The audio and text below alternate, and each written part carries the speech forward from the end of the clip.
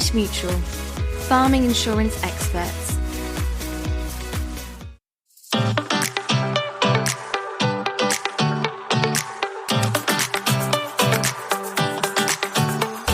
Hello and welcome to another episode of Farming Focus, the podcast for South West farmers brought to you by Cornish Mutual.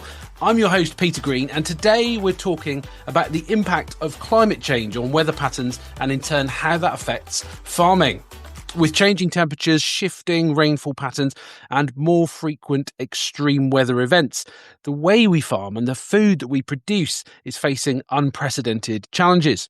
Joining me are Herefordshire farmer and Nuffield scholar Ben Andrews and Devon farmer and founder of Riverford Organic Farmers, Singh-Watson, who will share their expertise on what these changes mean for farmers here in the southwest and beyond, and how we might adapt to secure the future of our domestic food supply. Ben, welcome to the show. Can you tell us more about your farm business and what changes you've noticed in the weather and in growing conditions since you've been farming, please? Thanks, Peter. Yep. Well, we've been farming in North Herefordshire for nearly 100 years now. It's changed a fair bit over that time. We've got a river that runs through the middle of the farm. Got some fantastic medium loam soil, and we're now a proper old school mixed farming organic enterprise. So finishing about 100 beef cattle a year, growing about between 75 and 100 acres of veg, and the rest arable. The river that runs through the farm, it's both a blessing and a curse. We have irrigation water for the veg, but then also we have some pretty catastrophic flooding events, which have noticeably been getting worse. Just over the last 5 years, the number of flooding incidents has been getting more frequent, more severe, and for longer, which is a bit odd saying that because we're now just being announced as being in a drought. So it's one or the other, isn't it? Yeah, so we're recording this on the 11th of August, and it does feel, certainly for you, like it's quite a dry time. But we'll hear more later in this episode and in next week's bonus about some of the other issues associated with water, as you've just touched on there. Thanks very much for that, Ben. So, Guy, welcome. It's great to have you on the show.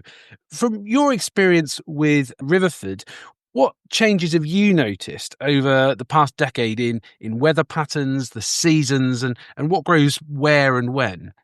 Well, mostly it's just unpredictability and extreme weather events, which is, what we've been told to expect for years, but perhaps it's arriving faster than many of us expected. So, yeah, that's droughts. Actually, we've been pretty blessed this year. We have had just about enough rain. And then soil loss, mainly due to extreme rainfall, and which is increasingly happening during the summer. Well, it can happen at any time. We would always expect to keep the ground covered during the winter, but actually, these events can happen. The worst ones have been in August while we've been preparing to sow green manures, and we have had some pretty catastrophic soil loss events, which fill me with shame, actually, and feel that we've got to farm differently. So that has meant moving off some of the steep slopes and making sure that we have shorter runs where we are growing on slopes, which all adds to cost and loses acres, of course, and building new reservoirs, moving crops indoors, into tunnels rather than growing outside. So you're just a bit more in control. And possibly just sort of accepting the things that were your unknown unknowns, they're getting larger. So, you've got to build that into your budget somewhere. Somehow you've got to make good those years like the 2012-13, which was an absolute catastrophe for us. And it would take many years to pay back the losses that we had then. Somehow you've got to build that into your budget because it is going to happen with increasing frequency. So just to remind listeners, 2012-13, could you just give us a little bit more? It just rained for 12 months, right through a summer and 2 winters, Yeah, so it was decimating. Yeah. Really interesting that you've talked there, not about about the effect, but you talked about the impact and soil loss, and this is something that I find fascinating. You then went on to talk about system change, really, in effect. So having to lose some acres, having to farm in different ways. And this is something which is really where a lot of the impact is felt by farmers. You also spoke about the fact that some of the worst events are not when we necessarily expect them, and that's probably one of the biggest issues. Ben, I'm sure many listeners will be aware of them, but what are some of the key predictions for the future with weather extremes, whether that's droughts, floods, heat waves that you're expecting and which are likely to have an impact on your business, but other people's businesses as well? As Guy said, those longer, drier summers and the warmer, wetter winters are something that we've got to try to adapt to. But if it becomes a regular weather pattern, then you can maybe begin to adapt to it. But it's not regular. It's compare this year to last summer.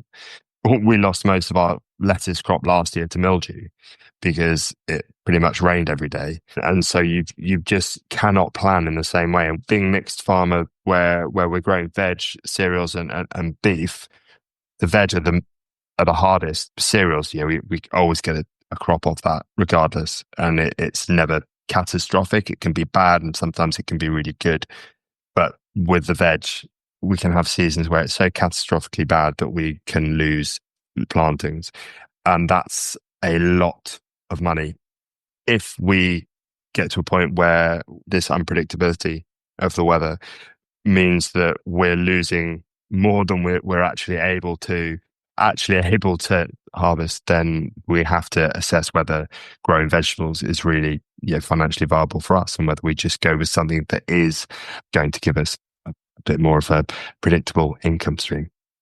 Yeah, so that's really serious change for you. Obviously, having to change what you're farming is going above and beyond just changing the system, as we've just spoken about with Guy. So there's two elements there, if I'm right, Ben. So there's the volatility piece and the sort of irregularity bit, which is difficult to work with, as well as the extreme nature, which is getting more and more. Is that fair? I wouldn't want to be in the situation we're in at the moment. I'd love for us to sort of keep our very wonderful and slightly boring British climate. It would be fantastic if it was predictable. But if we moved to a predictable, say, more Mediterranean climate or a climate that meant that we could grow a certain type of crop, maybe that would work out. But you can't assume that things are moving to be stable enough that you can grow new types of crop that maybe we couldn't grow 20, 30 years ago. Yeah. I often have journalists suggesting, isn't this wonderful? We'll be able to grow olives and apricots and so on. And God, it just makes me so annoyed because it's the risk of it. Yes, it may on certain years. I know a few people who are growing apricots and I've got a crop this year, but what's really happening, I think most growers, and I don't know whether, Ben, you'd be doing this, but we are retreating in order to try and manage that risk is we are retreating from the shoulders of the season. So commercially going early and going late just doesn't add up. The risks, like last year we had late frosts. This year we had a beautiful spring where this year you would have done great if you sowed early. Last year it was a disaster and you lost the lot. Well, the added profit you'll make this year is no way you're going to pay for last year. You'd need 10 of those. So the net result is you retreat from, instead of planting in February, you start planting late March. And instead of carrying on we used to even go on into early October. Our lettuce season finishes in mid-September now, even early September, and we go back to France for it because it just, the risks of dealing with a crappy autumn just don't pay for the good autumns that you get, which is quite contrary to what people are suggesting with a warmer climate that we'll be able to grow a wider range of crops. And the reality of it in a commercial farm is it just doesn't work out like that. I was going to say that's exactly what we've found is we've had to move our first planting dates back 2 weeks. And this year we've kept our last lettuce plantings fairly late, whereas last year it was too wet and we were just losing lettuce to mildew. This year, the reason I'm worried about these late plantings going in is because we still don't have any rain on the horizon. We're not allowed to irrigate. And so we're putting these lettuce plants into completely dry soil unless we get some rain in the next 2 or 3 weeks. And they're not going to grow. That's fascinating. The fact that we're having to come back from the shoulders of the seasons. the livestock farmer that knows very little about crops and cropping wonders, does this mean that all the seasons are being compressed? And if that's the case, then what's happening? Or does it just mean that that wet season is just getting longer and colder? Ben, I don't know if you want to come back on that. Yeah, well, I think the problem is when you do have those extremes, you can have an extremely wet or an extremely dry or it's not so much whether it's the seasons are getting longer, but it's just that fluctuation between the wettest and the driest and the hottest and the coldest just means that you don't have enough stability to be able to guarantee that those crops are going to work. Like we were saying earlier, last year was the coldest, wettest spring for however long, and this year it's been, we had more sunshine hours in March than we had the whole of last summer. So that, I think it gets that unpredictability, and it's just not worth risking. So the upper and lower bound is really what's hurting. Okay, Guy, I'd love to come back to something that you were talking about there with those maybe those niche crops, those different crops. So I've heard about people planting walnuts, but am I right in saying that your suggestion is that yes, we may be able to grow some of them, apricots perhaps, whatever, but they're not really going to be at a commercial scale that's going to make them viable on UK farms, certainly not in the near term. Is that fair? Oh, I think it's a long time before we're going to be growing olives, and I think it's a long time before, I don't really know much about wine, but anything other than sparkling wine is going to be truly viable. Certainly, I think it's going to be a long time before we make any red wine. I think mostly it's driven by enthusiasts. I mean, with walnuts and hazelnuts and so on, I think you've got a much better chance there. But again, there are challenges. We have planted a lot of walnuts and hazelnuts in an agroforestry system, but the big challenge for us will be harvesting them in a damp autumn. I mean, on the continent, the expectation, or some with a continental climate, is you let them drop to the ground and sweep or brush them up. But I mean, you might get away with that in the east of England. You're not going to get away with it in the southwest. They're just going to rot on the ground. So we're going to have some sort of shake and catch method of harvest. So I'm sure there will be new crops, but that requires the skill, the knowledge, the experience, the machinery to be able to grow those crops. So, I mean, really, I've got no idea how I'm going to harvest these thousands of trees of nuts that I planted. I'm taking a massive punt on it. And I mean, that is a response to, what do you do with, personally, I don't want to rewild the farm. I want to grow food. And what do you do with a 1 in 4, even a 1 in 3 slope when you're concerned about climate change? And we can argue about ruminants and enteric emissions and so on. But I certainly think it would be better if we could move away towards a more plant-based diet, and ideally one based on perennial crops that don't require leaving the soil exposed for months every year. That's, to my mind, has got to be the direction to move in. Okay, so we talked a little bit there about how seasonality might get compressed, but what does that mean for the scale of food production in the UK? So perhaps even our diets needing to change. I mean, Guy, you spoke there about possibly moving towards a more plant-based diet, but are there crop or other elements of sort of livestock sectors perhaps which are vulnerable as well, given these changing weather patterns? Well, my neighbours are all livestock farmers, and they are talking, actually, even last year, about, wanting to have more trees on their land for shade and animal welfare and to reduce stress in livestock. There's very good evidence that it can increase productivity, and if you get a second crop, well, that's got to be great as well. And I think it completely ties up with the idea of public money for public goods. We are actually paid pretty well for our agroforestry. So, that seems entirely appropriate. I think it will deliver public goods, both in terms of biodiversity and averting climate change. So, yeah, I mean, personally, I think what our parents had, and I imagine this will be true for Ben, I don't know, was in Devon, it was mostly a mixed farm where they had sheep and cows and cider orchards with sheep grazing underneath and a balanced rotation, and were pretty much very, very low levels of inputs coming into the farm, probably even saving their own seed, but mostly their own manures. That is a system that I'd like to go back to, but it involves a lot of complexity and a huge amount of skill. I mean, God knows how those guys manage to manage the complexity on those farms. To fit that into a modern system where farmers, if we're lucky, it's about 1.5% of GDP. We're not going to go back to things being done by hand, and managing a very complex system with the level of mechanisation that's demanded by the low farm gate prices that everyone has got used to paying, is going to be a real challenge. Ben, I'm pretty sure that there was a compliment in there. So Guy was talking about the amount of complexity and skill that's required in mixed farms, both in our sort of parents, grandparents generations, but now as well. How do you balance it all? How do you make sure it all fits together whilst trying to produce food economically? It's an absolute bloody nightmare, not just in terms of the actual managing of the rotations and cattle. That's all fine. The biggest issue is having a mixed farm and having 3 different farm assurance inspections to go through, rather than just being, just be arable and just do the combinable crops on. We are in very different times to our grandparents' generation. I'm sure a lot of us would love to go back to a time where we were able to earn a decent living from the land and employ a large number of local people, and it be a much more community-minded affair. I've got a few folk who live and work on the farm, and it's great having people there to chat to and to be the social element of it.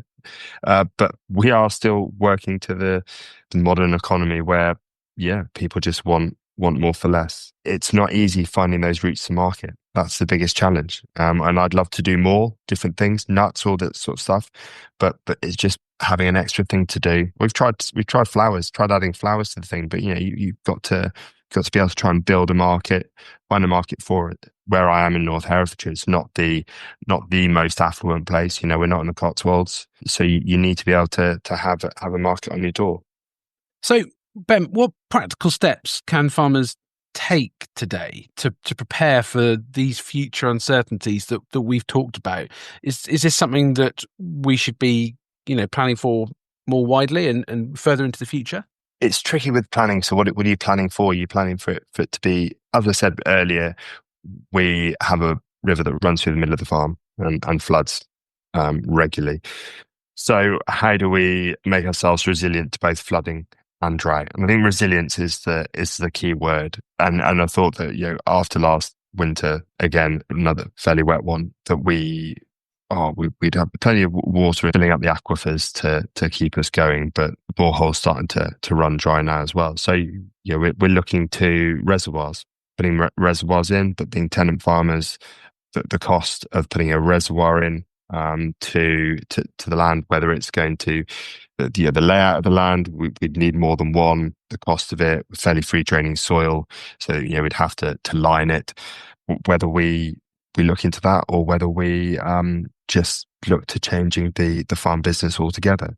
One of the things that we are doing, which will guarantee us an income for hopefully the next 20 years, is being part of a landscape recovery scheme called Wisecapes, which aims to improve the water quality of the water in the wide catchment, but also help reduce flooding, improve biodiversity, and still maintain sustainable food production. And I think a lot of farmers, we've got 5,000 hectares across 50 holdings. And I think the biggest draw to a lot of those farmers is the fact that in light of all the climate unpredictability, the economic unpredictability, that they have the opportunity to lock into something for 20 years. There's public money for public good. If we can actually achieve something on a landscape scale, it will be incredible, both for the environment, but also to ensure that a lot of these farm businesses can weather the unpredictability of everything we've got coming. We've talked about risk actually a couple of times so far this episode, and that sounds to me like a real hedge against that. How many farmers are in that landscape recovery scheme? Yeah, 50 land managers. That's going to be interesting, yeah. And if anybody's interested in landscape recovery, catchment groups, farmers working together, then do take a listen to episode 6 from series 4 of the Farming Focus podcast, when we met Mel Bradley and Ben Mortimer from Devon. Cornish Mutual, farming insurance experts. Guy, I'll just move on if I may. From your perspective, what role does soil health, water management and biodiversity play in making sure that farms have increased resilience to these climate changes that we've been speaking about? If you want to survive a drought, having higher levels of organic matter in your soil and a really well-structured soil where your crops can root deeply is going to massively help. And if you want to avoid soil loss in a downpour, having an open soil structure and high percolation rates is going to be, reduce your risk by more than half. In fact, I used to convince myself that growing on our steep slopes was okay because we did have such an open soil structure and free draining soils. I've had to change my views on that.